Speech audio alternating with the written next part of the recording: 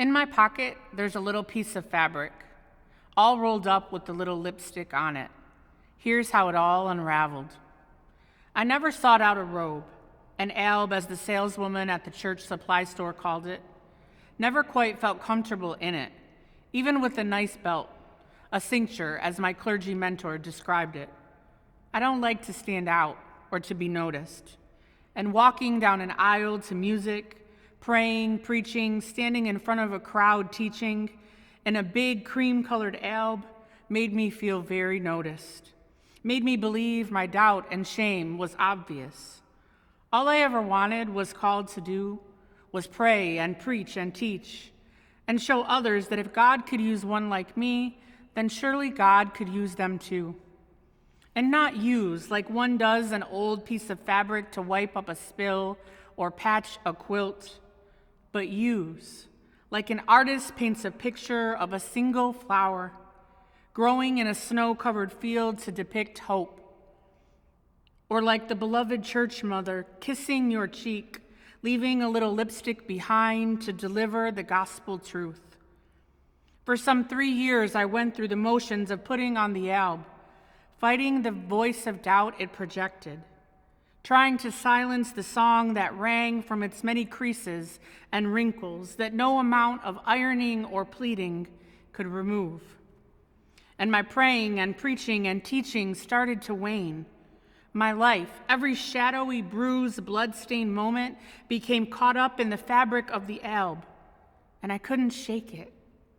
I knew that if I was ever going to heal, love, and accept myself, quit feeling like a fraud, I had to do something with the alb, all that itchy fabric.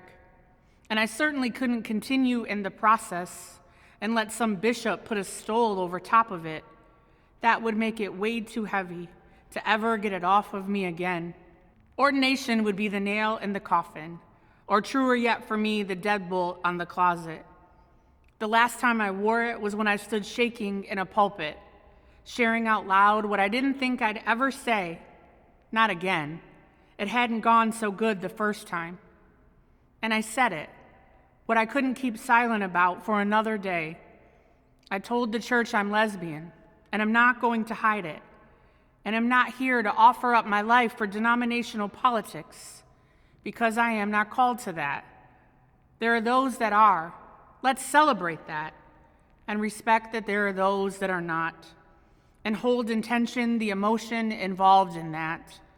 Many and great, oh God, are the emotions. But back to the fabric at hand, or rather in my pocket, all rolled up with a little lipstick on it. Out of the closet, down from the pulpit, the beloved 90-year-old church mother called me over, motioned me to sit beside her, and she said, "I tried so hard, but couldn't hear your message. Will you tell me what you said?" I gave the Cliff Note version, harder to deliver than the original. With tears in her eyes, she clenched her hand into a fist, shook it in the air, and with what little voice she could muster, whispered, "Oh, this church has done it again." And then she pulled me in, kissed my face, and said, "I love you." No judgment, no litany of questions, no personal commentary or reflections, just love and a place to rest my head. One of the kisses missed my cheek and landed on the alb, or robe, as most ordinary people call it. When I decided to get rid of it, I left it out in the rain for days, wanting to wash a little bit of the joy and the pain away. And then I deconstructed it, one thread at a time, except one little piece. And then I walked the remnants to the dumpster, like walking down the center aisle to receive new bread and new wine.